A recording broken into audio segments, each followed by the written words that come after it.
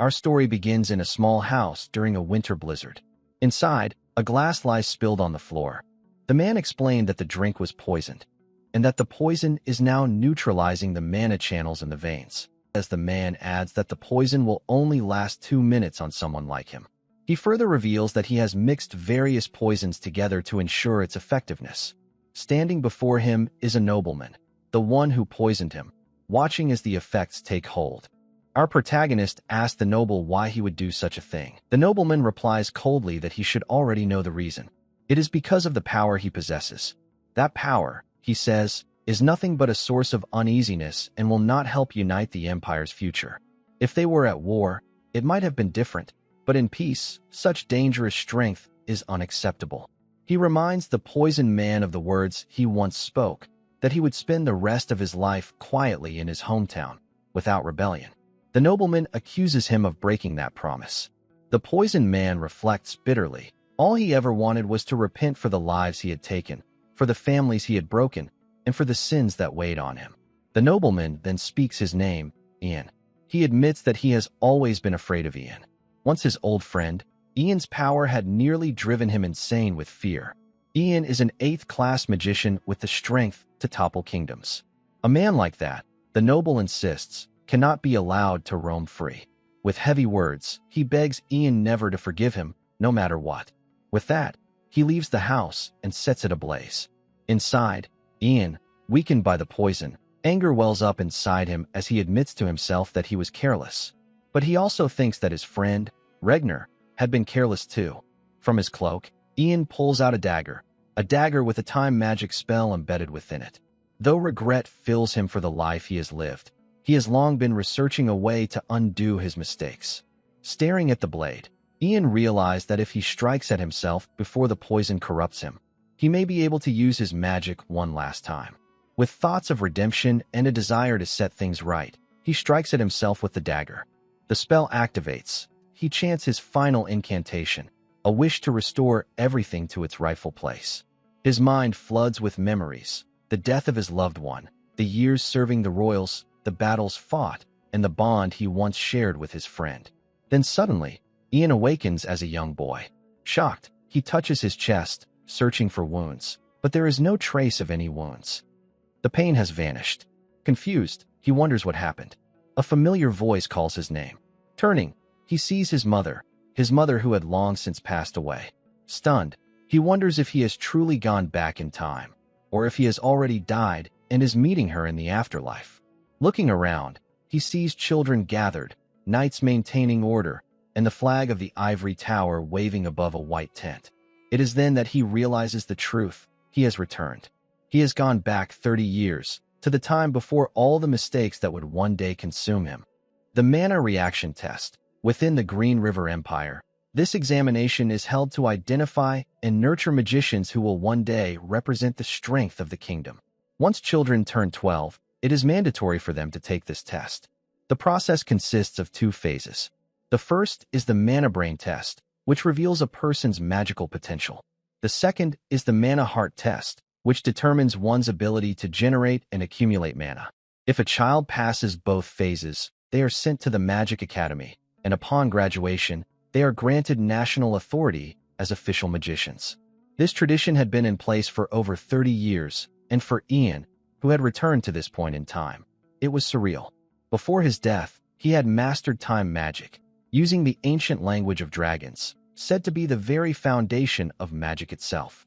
Though his original goal was to escape the cycle of war and regret, he realized how deeply he had been betrayed in the past, used by Regner until he was ultimately discarded.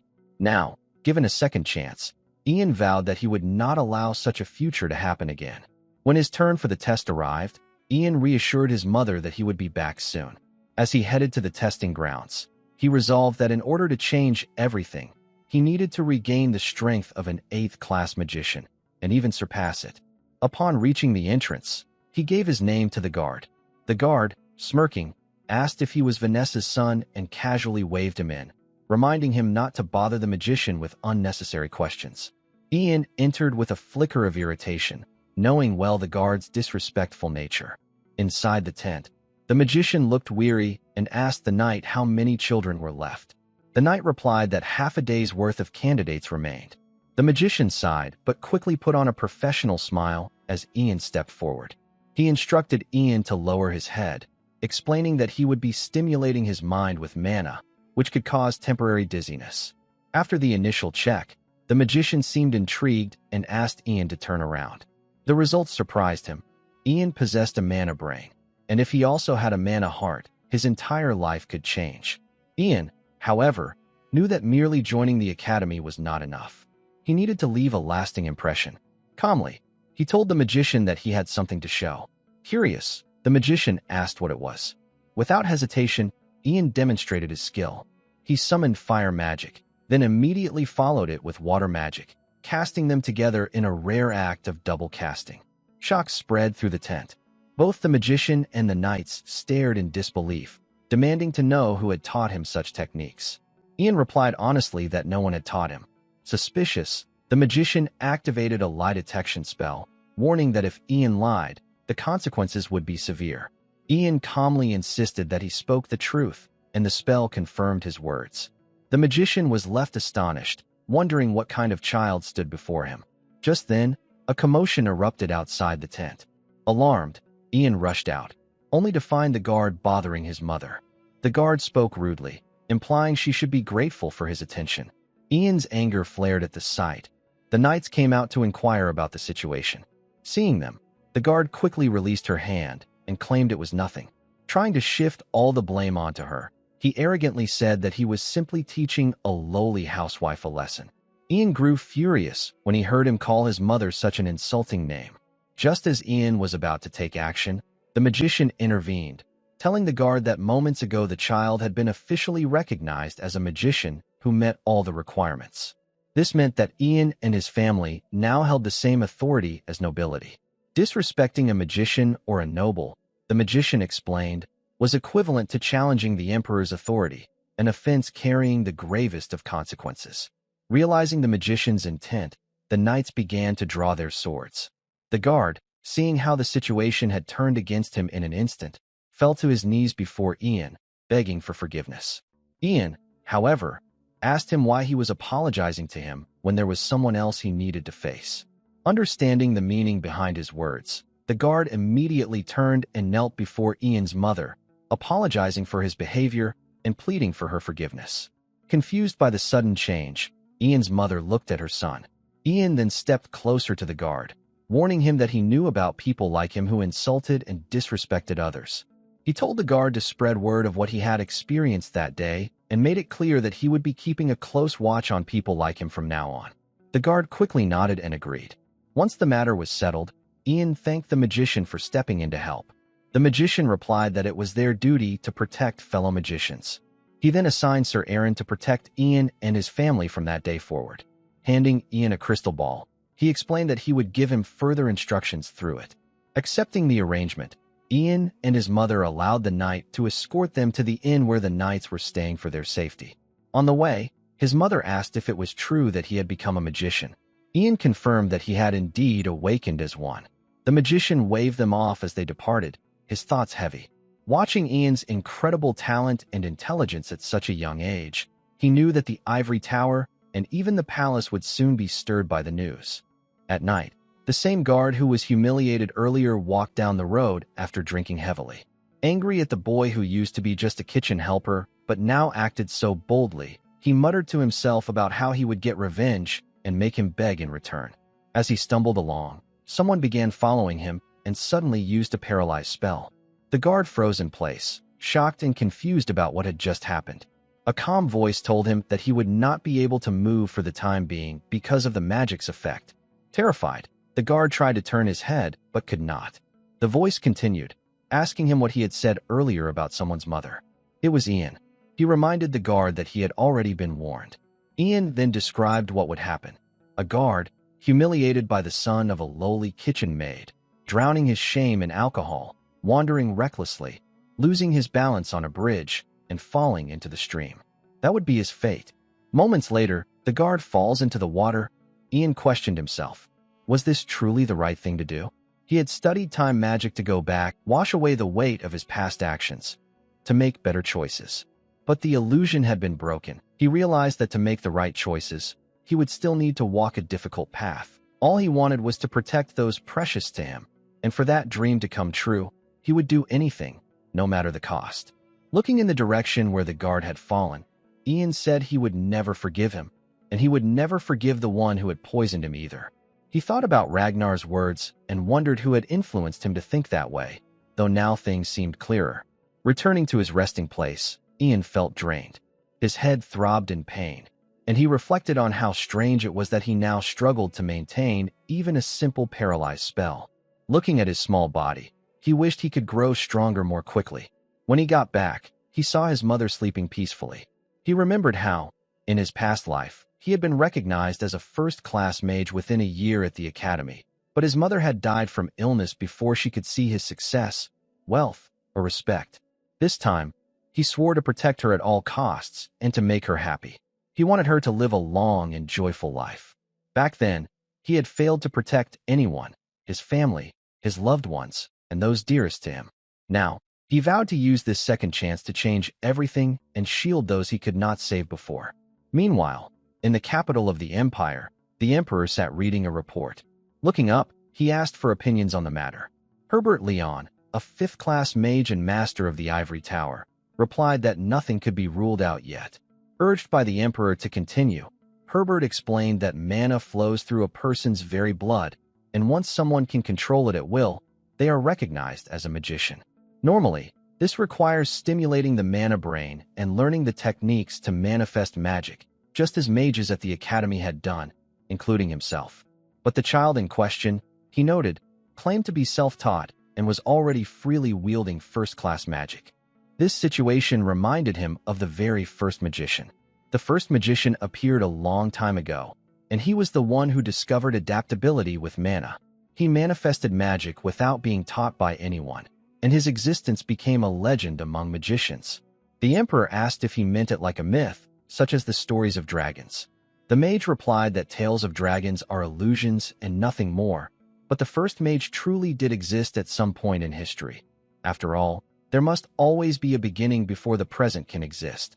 The mage admitted that even he could not fully understand the situation through logic and reasoning alone, and that he would need to see it with his own eyes to confirm it. He explained that the magician dispatched to the area would not lie, as truthfulness is part of his very nature. If the situation had been reported without exaggeration, then the child's potential needed to be acknowledged, as it could also pose danger. That was all he had to say to the emperor. The emperor then asked if the prince was outside the room. After confirmation, the crown prince of the kingdom, Hayden Greenriver, entered and reported to his summons. He inquired about the matter at hand. Recalling his last journey outside the capital over 5 years ago during a patrol in an area suffering from poor harvest, Hayden mentioned he was ready to go out again if necessary. The emperor suggested assigning 300 guards and several third-class mages to accompany him. The emperor then instructed him to travel to Mongolian and bring back a boy named Ian Phage. At first, the prince did not recognize the boy's name, and his hesitation made the emperor consider sending someone else. The emperor reminded him that he had often told him to stay updated on the affairs of the empire and its events. Thinking it might be better to choose another candidate, the emperor spoke his doubts. However, the crown prince quickly insisted that he would handle the mission personally. After some thought, the emperor agreed, telling him to prepare for the long and time-consuming journey. The prince left to make arrangements. The mage then excused himself to prepare as well. When the emperor asked what he needed to prepare, the mage explained that many magicians were reluctant to leave the tower, so he would need to personally convince them. Otherwise, no magician would accompany the prince. The emperor laughed, agreed that he was right, and dismissed him. As the mage left, an attendant asked if he was returning to the tower, but the mage replied that he first had something else to take care of and would make a quick stop on the way. Back in the village, Ian reflected that the empire and the royal family would make their moves sooner or later. Remembering the words of the magician, it was clear to him that he had already been acknowledged as soon as his test was over, and it was almost certain that a report had already reached the higher ranks. This was what Ian had expected from the very beginning. The empire was struggling to find talent to accompany Prince Hayden, and with the leader of the Ivory Tower, Herbert, already supporting the fifth prince, more loyal people would be needed in the tower. This was bound to create conflict between the royal family and the tower. Ian, however, had limitless opportunities. He could choose to join one side, or he could forge his own path. What he would not allow this time was to be manipulated by anyone. Soon after, the magician prepared himself, calling out in a loud voice. He addressed Ian as the Empire's magician and announced that he was being summoned by the king himself. Shocked at hearing the king's direct call, Ian realized the emperor was acting far faster than he had anticipated. Stepping out of his room, he was told that an official command had been issued for him. The magician then instructed Ian on the proper courtesies to observe. As Ian followed along, his composure and posture impressed the magician, who noted that Ian hardly looked like someone doing this for the first time. The message from the king began, declaring Ian as the Empire's mage. His talents were recognized, and he was granted the official title of magician, with his name added to the Ivory Tower's records.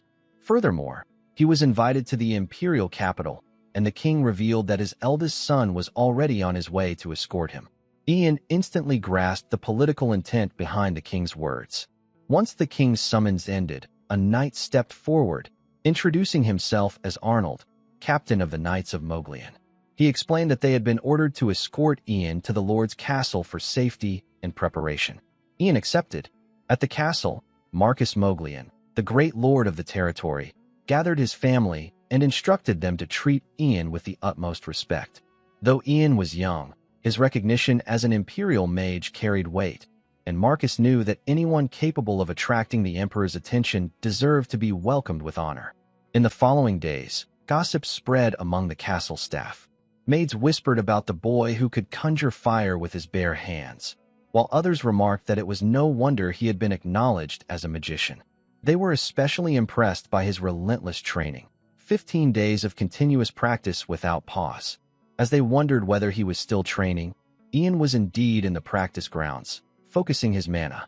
With careful concentration, he cast a Frost Nova spell, covering the entire training area in ice.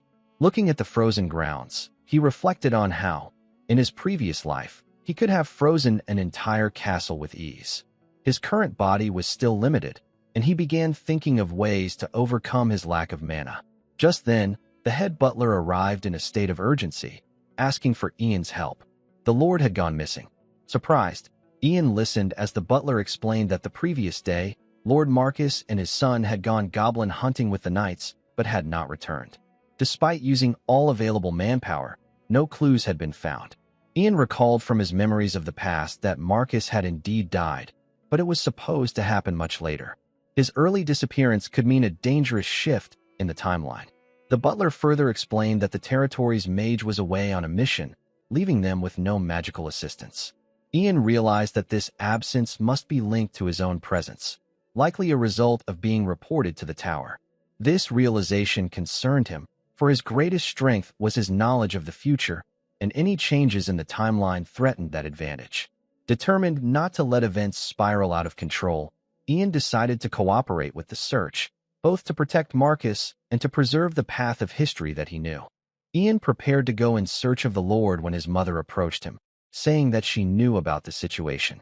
She asked if it was too dangerous for him to go, reminding him that he was still too young for such matters. Ian reassured her that he would be fine since he had become a magician. Though his mother tried to stop him, he promised her that he would return safely. At that moment, the Lord's daughter appeared, crying and begging Ian to find her father and brother. She promised that if he helped, she would grant him anything he desired: money, land, or servants. Ian looked at her, and his attention was caught by the ring on her finger. He promised her that he would bring them back, which made her brighten with hope. Then Ian asked her for a favor, requesting to borrow her ring since he could sense mana flowing from it, believing it would help in locating them. Without hesitation, she handed it over. The moment Ian wore the ring, he felt a surge of mana. It was a familiar sensation from his previous life. This was the Moglian ring, a powerful artifact known for greatly enhancing the mana of its wearer. He wondered why the Lord had given it to his daughter instead of the heir. The daughter, still anxious, reminded Ian that it was a family treasure entrusted to her by her father and urged him again to bring them back safely. Ian assured her not to worry, silently noting that the artifact would help compensate for the mana he currently lacked. With preparations complete, Ian departed with the knights. They soon reached the site where the last traces of the Lord and his party had been found. Ian asked if there had been any casualties, but the knights reported that none of the missing had been discovered, though there was fear they may have fallen to monsters. Around them lay dozens of defeated goblins, and from this, Ian concluded that the attackers had numbered in the hundreds. Determined to find the missing before it was too late, he began his plan. Ian used summoning magic to call forth a wolf spirit. The soldiers grew tense at the thought of what kind of beast might appear, but to their surprise, a small wolf cub emerged, an outcome of Ian's limited mana at his young age. Their expectations were shattered by the sight of the small, almost cute creature, and even Ian recalled that in his previous life, he had summoned a much larger wolf. Still, with his current mana capacity, this was the best he could manage. He instructed the spirit to trace the scent, and the cub immediately began to growl before running off in a direction. Confused, the soldiers looked to Ian, who quickly ordered them to follow. Meanwhile, deep in the forest, goblins had surrounded the Lord and his men. Outnumbered from every direction, the goblins pressed forward, overwhelming them with sheer numbers. Realizing their dire situation, the Lord shouted to his son to run back to the castle and report the threat, while he and the others held the line. Just as he tried to protect his heir, a goblin rushed toward him. Though his men cried out in warning, the goblin was already too close.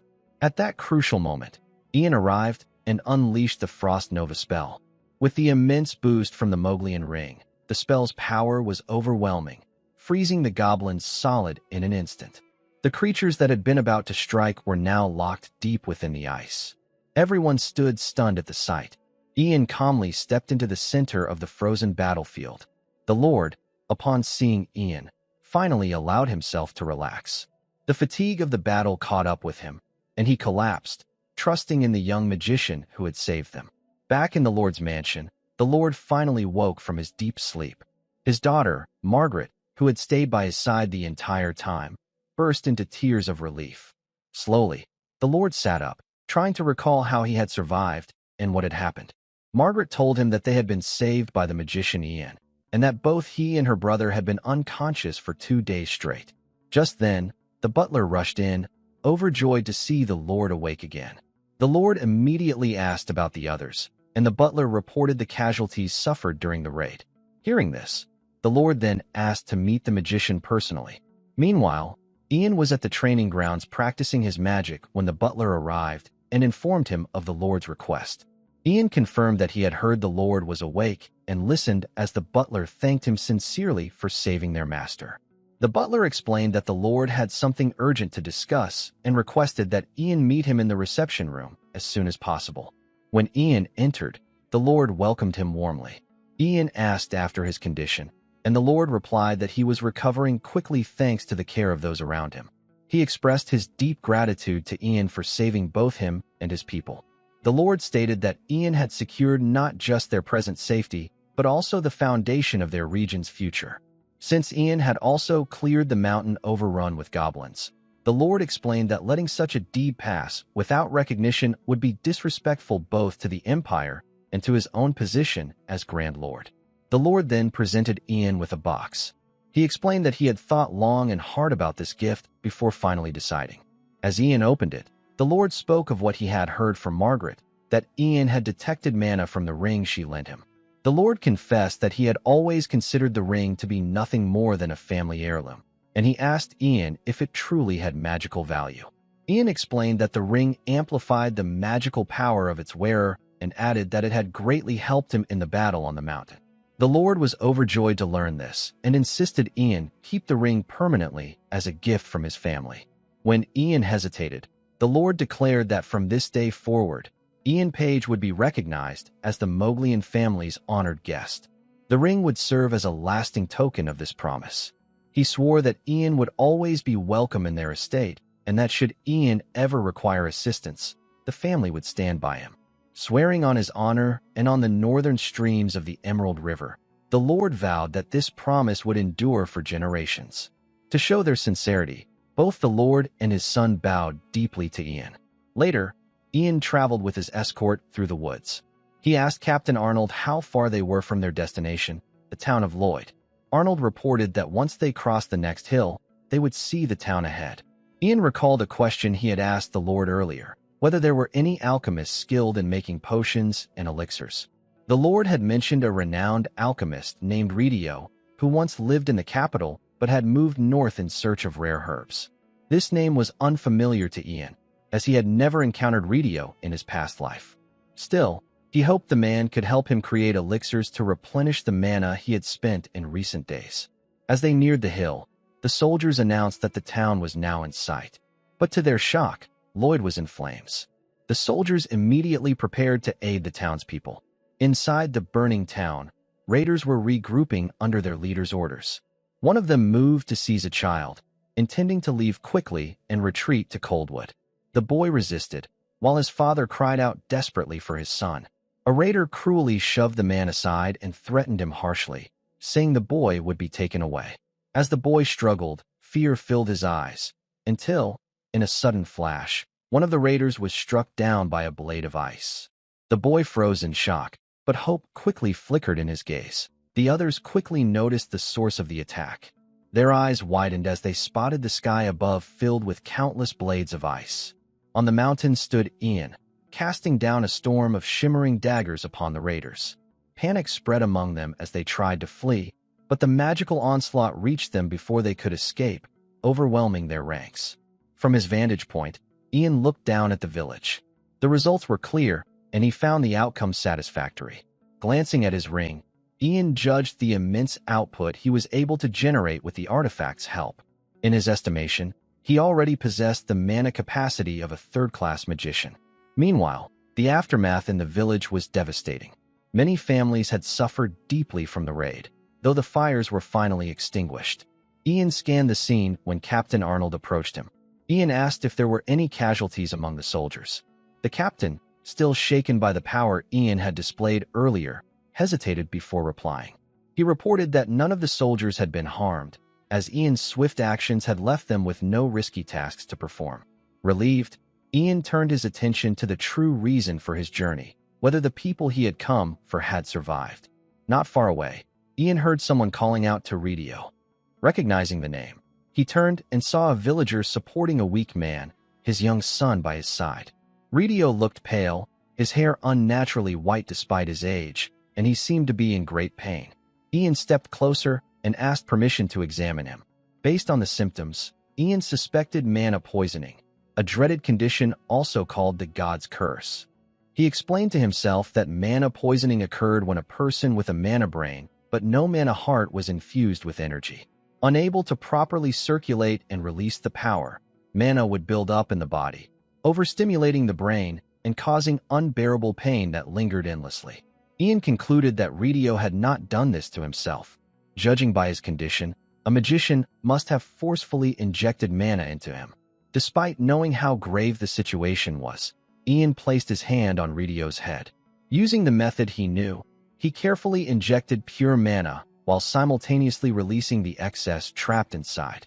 Slowly, Redio's expression eased as the pain temporarily subsided. Ian instructed the others to tend to his physical wounds, and they thanked him with relief. The boy approached Ian with teary eyes, asking if his father would be all right. Ian replied truthfully. His father would be fine for now, but there was no permanent cure. The boy, alarmed, asked if his father's pain would return. Ian nodded and explained that, over time, the mana would build up again, and Redio would eventually face a difficult choice: repeated treatments or the risk of death. Hearing this, the boy was shaken to his core and began to cry. Through his tears, the boy declared that he would find the rare Lander's flower to create a cure for his father. With determination, he suddenly ran toward the forest. A villager shouted after him, calling his name, Douglas. Hearing that name, Ian froze for a moment. He recalled from his past life that Douglas Hammond was destined to become the greatest alchemist in history, once a child born into slavery, later rising to stand at the side of Emperor Ragnar himself due to his unmatched talent and brilliance. But in Ian's memories, Douglas Hammond had always harbored a deep hostility toward magicians. Now connecting the dots, Ian realizes that an alchemist suffering from mana poisoning because of a magician and the mention of a rare herb in the north cannot be a coincidence. If the rumors are true about this herb being able to neutralize mana within the body, then the poison he once consumed in his past life may have been connected to it. With that realization, Ian casts haste magic and leaps ahead of the running boy. He warns him that raiders are still outside the village and the area remains dangerous. The boy, however, cries and insists he cannot wait. He explains that if he fails to create a cure for his father soon, his father will continue to suffer and eventually die. Seeing that the boy refuses to listen, Ian gently uses magic to put him to sleep. He places the child under a tree and looks at him carefully. In that moment, Ian notices that the boy's expression, though fierce, mirrors the same determination he remembers from Douglas's childhood face. He reflects on the future he once knew and how he has already altered it. If Ian had not intervened, this village would have been destroyed, the boy's father killed by raiders, and the boy himself reduced to slavery. Ian recalls the strange poison from his past life, one that neutralized mana. He suspects that it must have been created by this very boy in the future. Driven by ambition, Douglas would one day craft a substance that was both a cure and a poison. Ian believes that Douglas knowingly produced this, fully aware of Ragnar's plan to use it against him, and still delivered it. Considering this, Ian wonders if it would be better to remove the boy before he grows into the man who will eventually betray him. But he quickly dismisses the thought. Acting hastily could cause greater problems, especially since this child has the talent to become the greatest alchemist in the world. The key, Ian decides, is to bring him over to his side. Yet even then, there is no guarantee that Douglas will not betray him in the future. As Ian is lost in thought, someone calls out to him. It is Captain Arnold, who approaches and remarks that Ian disappeared without a word. The captain notices the boy and asks about him. Ian explains that the child was about to do something reckless, so he put him to sleep for his own safety. He requests that the captain take the boy back to the village. When asked if he will be joining them, Ian shakes his head and replies that he has something else to take care of. Without further explanation, he turns and disappears into the forest. At night in the village, inside their home, Ridio, who has recovered slightly, asks his son if he is asleep and feeling better. The boy, still upset, says he is awake. Ridio gently reminds him that the villagers told him how the magician and soldiers saved them earlier, and that he also tried to do something reckless again by sneaking out without telling anyone. The boy tries to excuse himself, saying he was only looking for a flower. Ridio firmly tells him that with raiders near the village, they may be attacked again, so it is foolish to act that way. Hearing this, Douglas stands up in worry and asks what he should do when even the magician admitted that his father would continue to suffer in the future. Ridio reassures him, saying he will find a cure once he gets his hands on the flower. But Douglas begins to cry, explaining that he has searched for that flower for over a year without finding it. He questions if the flower even exists. Suddenly, a voice from the door interrupts, saying the flower does exist. Shocked, both father and son look toward the door, wondering who could know about their secret conversation. Ridio cautiously asks who is there. Ian answers, saying he heard they were searching for the lander flower. Ridio opens the door, and Ian steps inside, removing his hood. Douglas immediately recognizes him as the magician who saved them earlier. Ian introduces himself and places a block of ice on the table. Ridio peers at it closely and realizes with astonishment that inside the ice is none other than the lander flower, the very flower they had been desperately searching for. Ian explains that the flower is preserved in the ice. He tells them he is willing to give it to them, but first wants to know how they learned about its effects when it is considered unknown to most. After hesitating, Ridio admits that he read about it in a journal passed down from his father. He brings out a worn book marked with many notes and opens it to a bookmark page.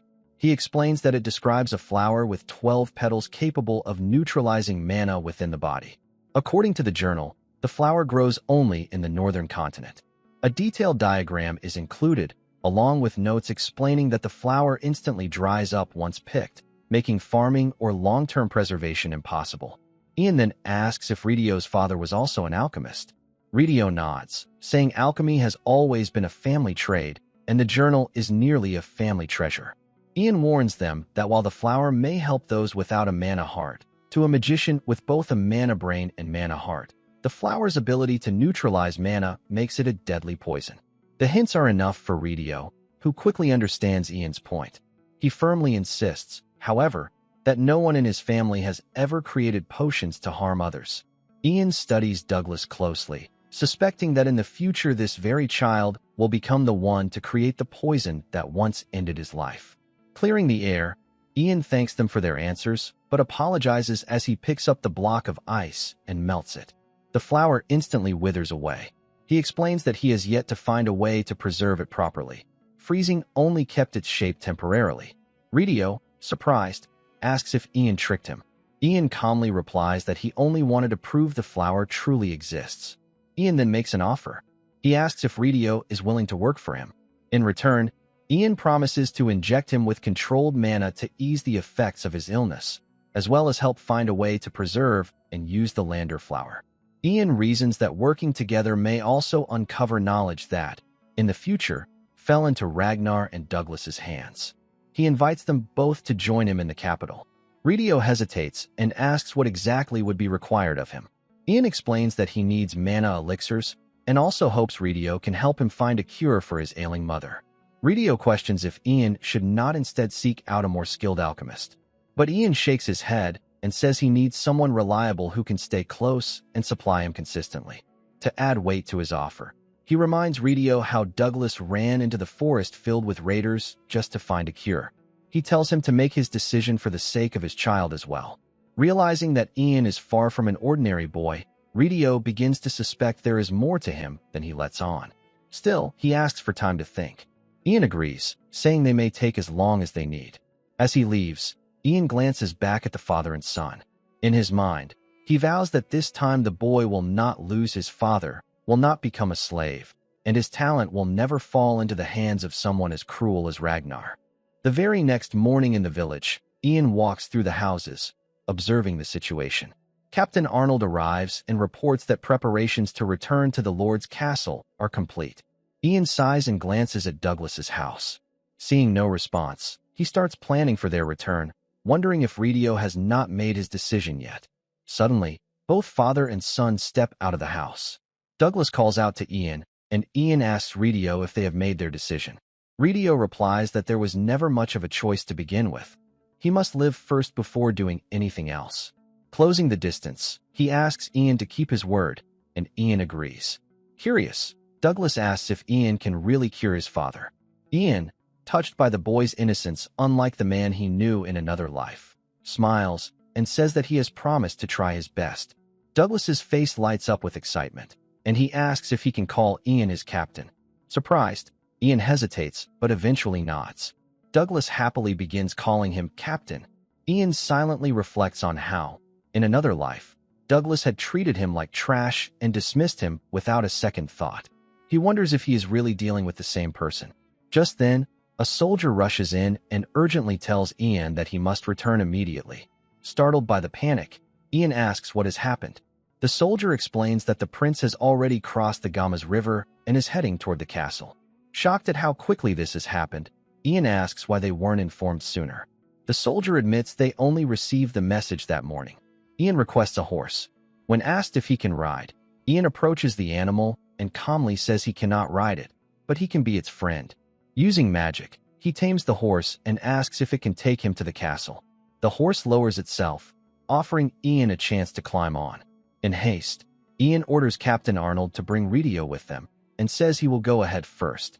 With that, Ian rides away from the town. Meanwhile, in a carriage elsewhere, the prince sits deep in thought. Before his departure, the emperor had summoned him and shared important news. Herbert, the head of the Ivory Tower, was meeting with the fifth prince.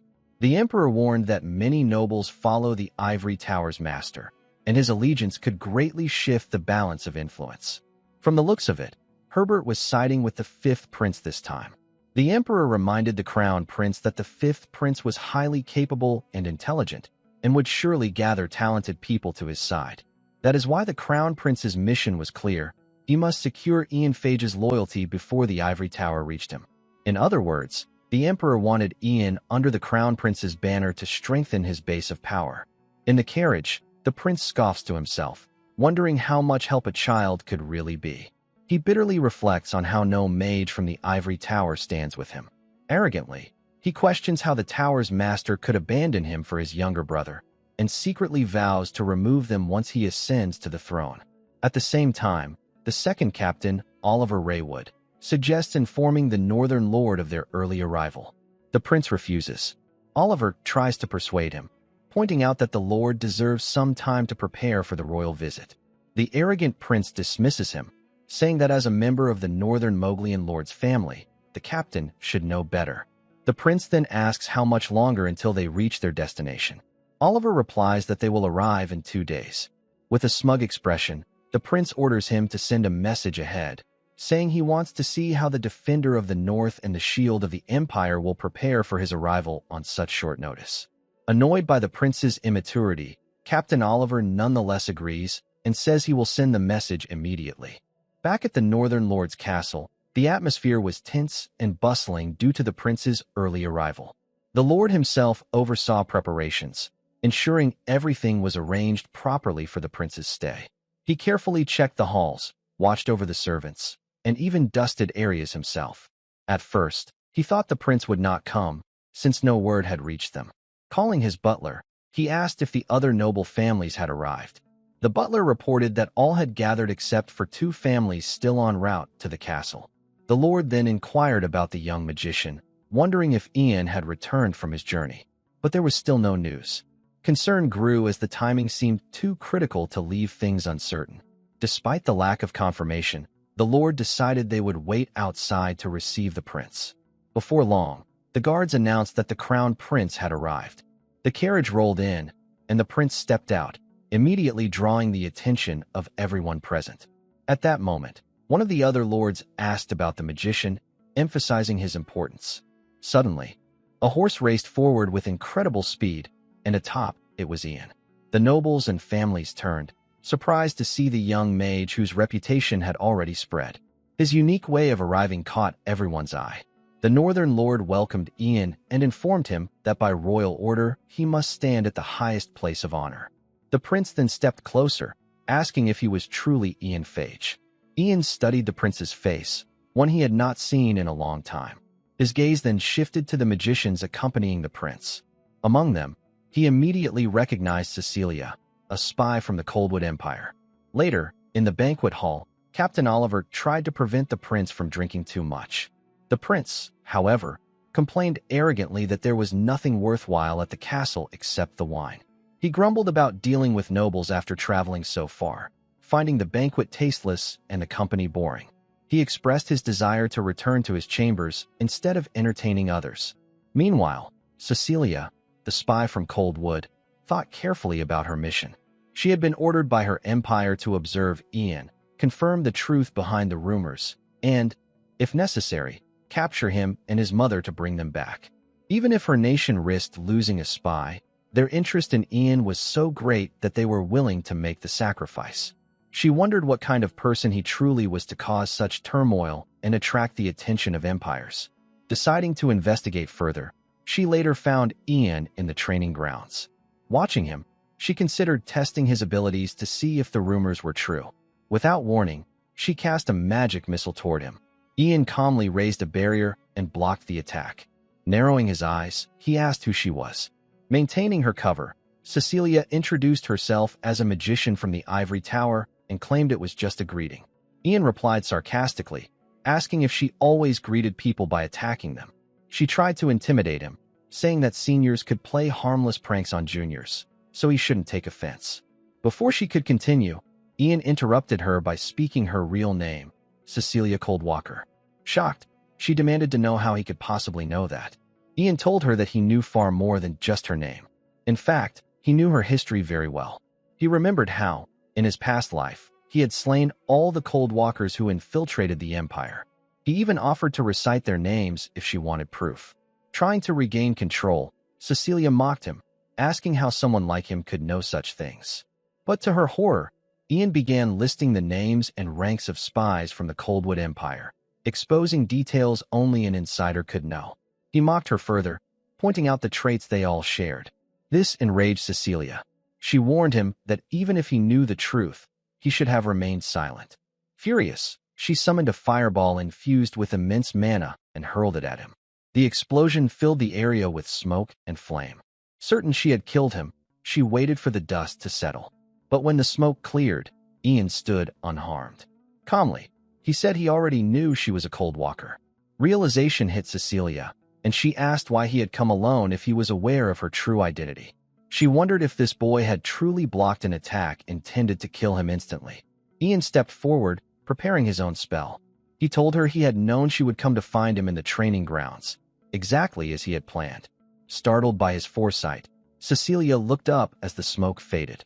Above her, the sky was filled with countless daggers made of ice, leaving no room for escape. Ian's voice rang out, cold and certain. Everything was unfolding exactly as he had expected.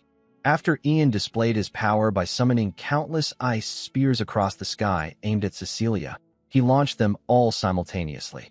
Shocked by the immense talent and strength of the boy, Cecilia instantly realized she had gravely underestimated him, and now she was in serious trouble. To protect herself, she quickly deployed a mana barrier. However, even with her skill and vast mana reserves, the barrier struggled against the overwhelming pressure of Ian's attacks.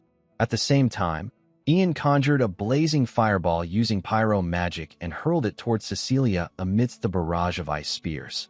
Realizing her barrier would not last, and that she would be struck down if she remained stationary, since a mana barrier prevents movement, Cecilia took a desperate gamble. She released the barrier and ran, trying to escape the radius of the fireball. As she fled, the ice spears grazed her body, leaving scratches. The fireball exploded, and although battered, Cecilia narrowly survived. Breathing heavily, she convinced herself that Ian must have exhausted his mana. Believing that others would soon arrive due to the explosion, she thought she had secured victory. After all, as someone trusted by the tower, no one would suspect her over a random boy. All she needed now was to heal and deal with him later.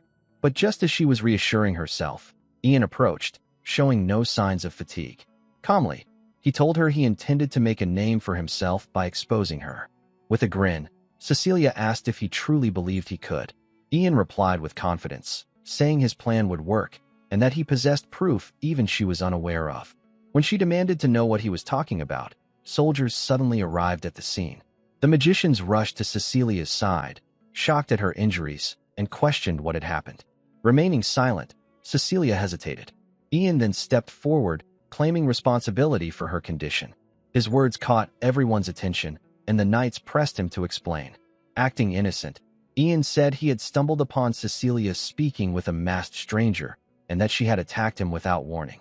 Forced to defend himself, he fought back. When asked if he had proof, Ian mentioned he had seen them examining marks on their bodies. Hearing this, the knight captain ordered Cecilia to be checked for such a mark. The magicians protested, offended at the very idea, but the captain silenced them, reminding them that the royal prince was present and that knights had a duty to uncover the truth. Despite objections, female knights searched Cecilia, but found nothing. The magicians demanded she be healed immediately, accusing the knights of insulting the ivory tower. The captain turned to Ian, asking if he had lied. Ian shook his head and calmly stepped closer to Cecilia. As she flinched, he placed mana on her back. To everyone's shock, a glowing seal appeared. Cecilia, stunned, demanded to know what he had done. Ian feigned innocence, saying he had simply revealed what she and the masked man had been looking for earlier. He explained that members of the Cold Walkers were always branded with such marks when sent to their training schools. Only their handlers knew of them, and it had taken Ian a year of interrogating one to uncover the truth. The captain asked if the magicians knew about the mark, but even they admitted it was their first time seeing it. When asked about its meaning, Ian withheld the full explanation. The captain, however, declared that regardless of its purpose, the mark was undeniable evidence supporting Ian's claims. He ordered Cecilia to be healed and confined in a mana prison for interrogation. Humiliated, the magicians complied. The captain then turned to Ian and told him that if his claims proved true, the emperor himself would reward him. Now in the prince's chambers, the prince, after receiving the knight's report of the incident, asked if it was true that the boy had defeated a third-class magician of the ivory tower all by himself. The prince seemed surprised at such talent. The knight captain confirmed that he had seen Ian after the battle and that the report was indeed accurate. The prince admitted he had not expected the boy to be so skilled. Surprised and now re-evaluating him, he asked the captain for his opinion about Ian. The captain replied that the message sent earlier by the dispatched magician appeared to be true. The way Ian spoke and carried himself was far from ordinary for a child. The prince thought for a moment before saying he wished to meet Ian personally and judge for himself. He instructed Captain Oliver to bring the boy before him. Before long, Ian bowed respectfully before the prince, saying he was answering the royal summons. The prince told Ian that he had heard about the spy from Coldwood among the magicians, noting that she had been considered one of the talented ones. He expressed that Ian's achievement in exposing her had impressed him greatly. Ian replied humbly, saying he was honored by the prince's words. The prince then declared that he would like to reward Ian for his accomplishments and asked if there was anything he desired. Ian, understanding that the prince was evaluating him through this request, carefully considered what to ask for. He decided to choose something that seemed simple to the prince but was valuable to himself. With a childlike gesture, Ian asked if he could visit the old ruins of the Ivory Tower on their way back to the imperial capital. The prince raised an eyebrow, questioning why he would want to see such ruins, as there was little of value left there. Ian, feigning innocence, explained with excitement that he had heard stories about the place and had always wanted to visit at least once. The prince, surprised by the modest request, thought to himself that perhaps Ian truly was still a child at heart. Amused, he agreed to take him there. Ian smiled, pleased, thinking that he might obtain what he wanted much sooner than expected. Hidden deep within the ruins of the old Ivory Tower was a treasure, the Book of Dragon Language. In his past life, Ian had obtained it only a few years before his death, far too late to study its secrets fully. The book contained the essence of time magic and many other advanced spells. Now, he believed, with the book in his hands at an earlier stage of life, he would be able to unlock far greater knowledge. Later, as the prince's carriage carried Ian and his companions, Ian's mother gazed outside with a glowing smile. It was her first time traveling so far from home. She asked Ian something cheerfully, and seeing her happiness, Ian nodded with a smile of his own. At that moment, Ridio spoke up, telling her that once they reached the imperial capital, he would gladly guide her around, as he had already lived there while working as an alchemist. He spoke in a tone meant to impress her. At the same time, Douglas glanced at his father and felt uneasy. Ian's mother thanked him politely for his offer, while Ian looked at him, silently thinking about the audacity of such behavior. The second Imperial Knight, Paul, the vice-captain, informed Ian that they had reached their destination. Upon arriving at the ruins of the old Ivory Tower, Paul explained that they would be staying for 2 days, and, by the order of the Crown Prince, Ian was free to explore the area as he pleased. He then guided everyone to their lodgings. In the nearby town, the townsfolk gathered to greet the prince, expressing their joy and delight at his visit. They said it was an honor not only for them, but for their future generations as well. The prince, relaxed among the commoners, reassured them that it was nothing special. Watching this, Ian thought to himself that the prince treated civilians in a humane way, unlike what he remembered from his past life. Back then, the Crown Prince always carried a dark and hostile expression, influenced by the constant presence of the fifth prince, Ragnar. Now, seeing how at ease he was with ordinary people rather than nobles and royalty, Ian understood why the Emperor favored the Crown Prince over the others. Douglas approached Ian and asked when they would visit the tower ruins. Curious, Ian asked why he was so interested. Douglas explained that he wanted to accompany him. Ian sighed, thinking he needed to complete his own tasks quickly at dawn before joining the others. He told Douglas they would visit together the next morning. Douglas looked at him with wide, hopeful eyes and asked again if they would truly go together. Overwhelmed by this unusually cheerful version of Douglas, Ian wondered if he was really the same person he once knew. He eventually agreed, and Douglas smiled with genuine joy. Ridio, noticing how much his son seemed to like Ian, quietly called Vanessa over and told her he wanted to ask something. Once he had her attention, he asked if Ian had always been so mature, as he found it hard to believe that he was only 12 years old. Vanessa explained that Ian had matured far too quickly for his age, but deep down he was still a caring and kind-hearted boy, just like his father once was. She added that, although Ian never admitted it, she knew he felt an emptiness where his father should have been, and that he tried to fill that void on his own. Her words carried sadness at the hardships her son had endured. Ridio then asked if Ian's father had also been a magician. Vanessa shook her head and explained that her husband, Fran, had been an ordinary man.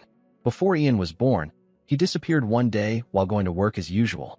She revealed that his cane mysteriously returned after 5 years. She began to continue the story but suddenly stopped, bringing the conversation to an end. Ian looked back on the days when he wandered endlessly, following the wind and the stars. After the War of Unification, he had fled from the Ivory Tower and the Emperor. Thinking back, he wondered whether it had been a coincidence that he entered the ruins of the old Ivory Tower, or if perhaps something had guided him there.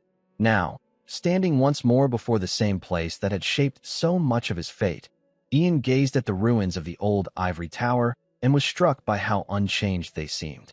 According to history, around 300 years ago, there had been a great war between the magicians of the Ivory Tower and a race known as the Dragonians, who claimed to be the descendants of dragons.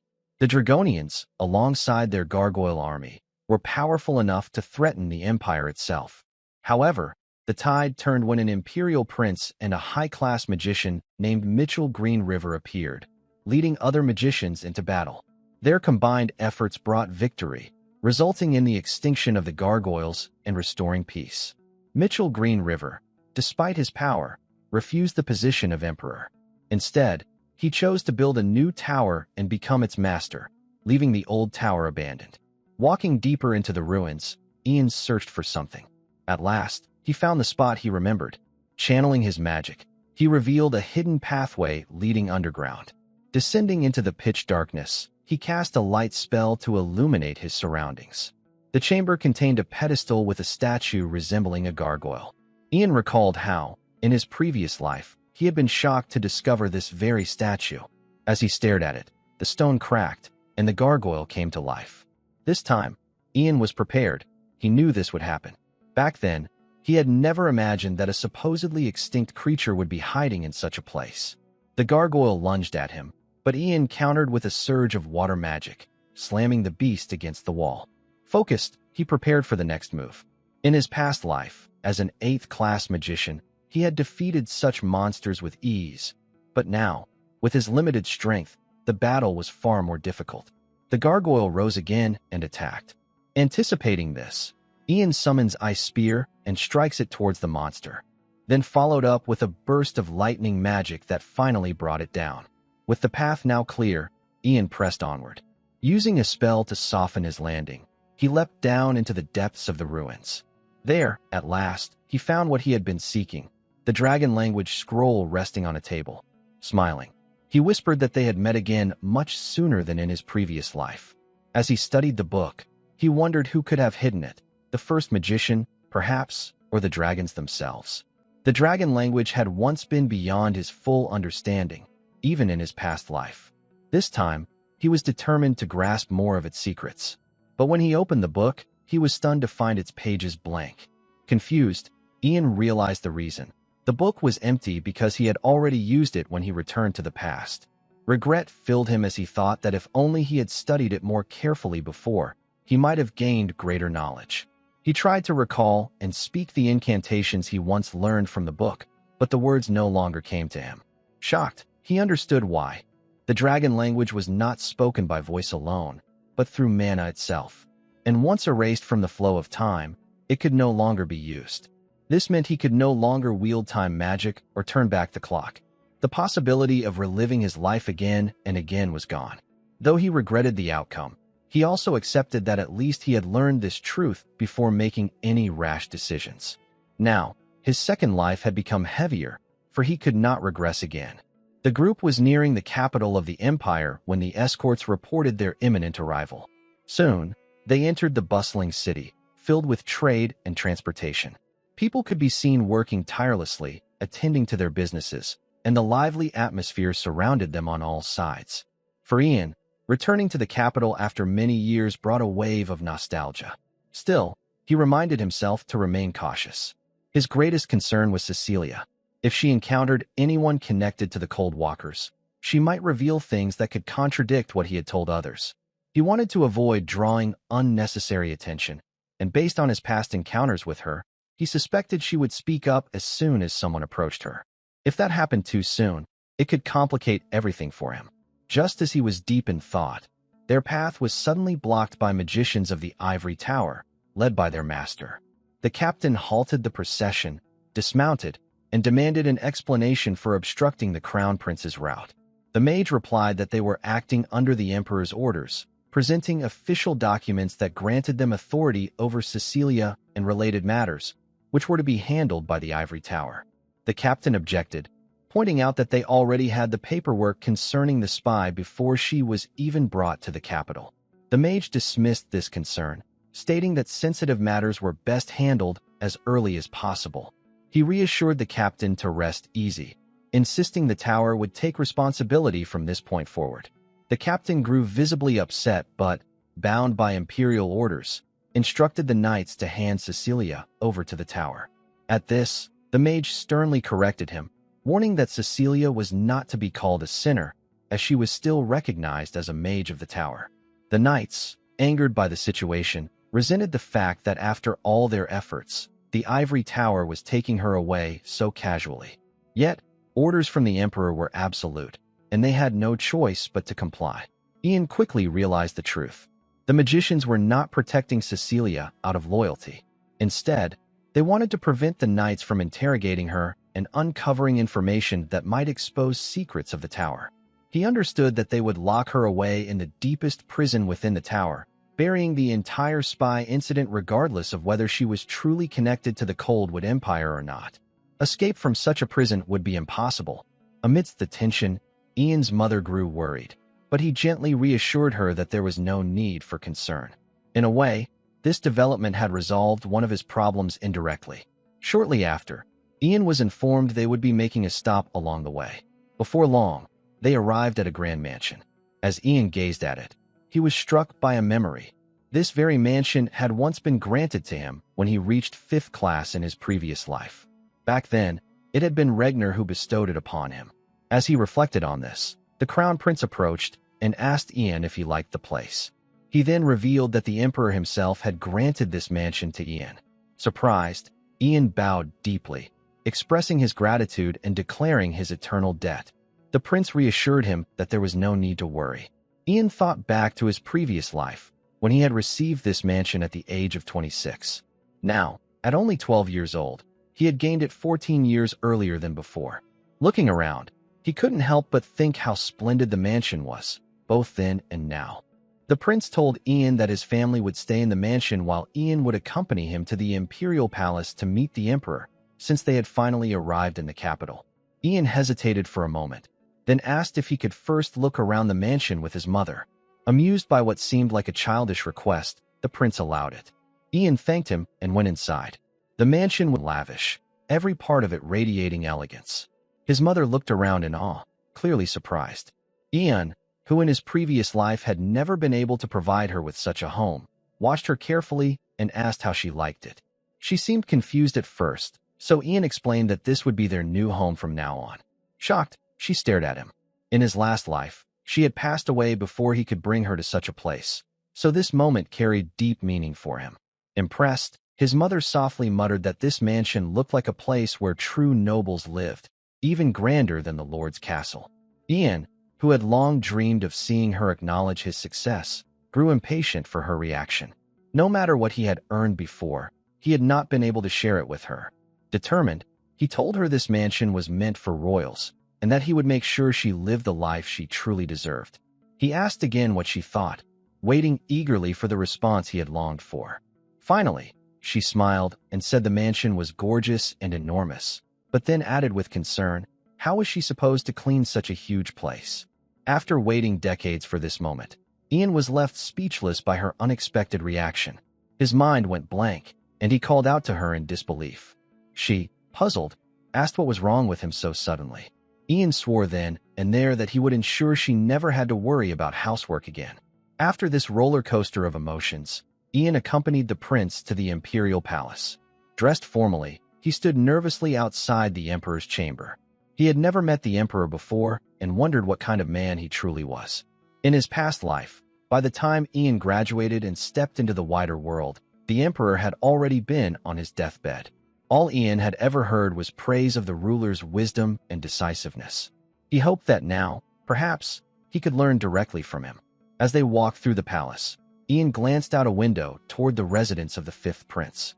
He wondered what that son of a concubine, Regner, was doing now. Regner resembled the emperor in appearance, but unlike his benevolence, Regner had been cold-hearted. He was both Ian's old friend and his greatest enemy. Ian thought carefully about what he would do when their paths inevitably crossed in this life. At last, Ian was escorted into the emperor's chamber. The grand doors opened, and he stepped inside to meet the ruler of the empire. Ian entered the king's chamber as the doors opened with the announcement of his arrival. The emperor sat upon his throne, radiating authority, while the crown prince stood respectfully by his side.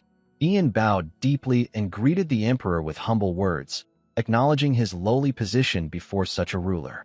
The emperor told him to raise his head, addressing Ian as the hero of the north and praising how much he had accomplished in such a short time. He expressed his appreciation for Ian's efforts. Ian thanked him sincerely for his kind words.